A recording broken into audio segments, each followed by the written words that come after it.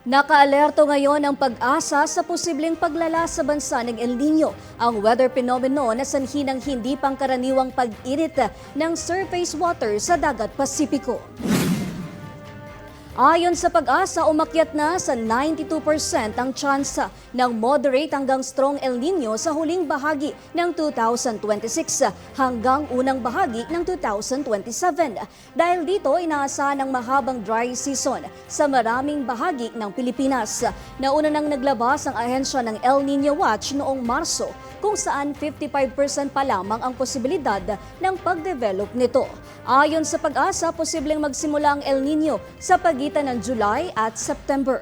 Babala ng ahensya, karaniwang na nagdudulot ang El Nino ng mas mababa sa normal na pag-ulan na maaring makaapekto sa supply ng tubig at agrikultura.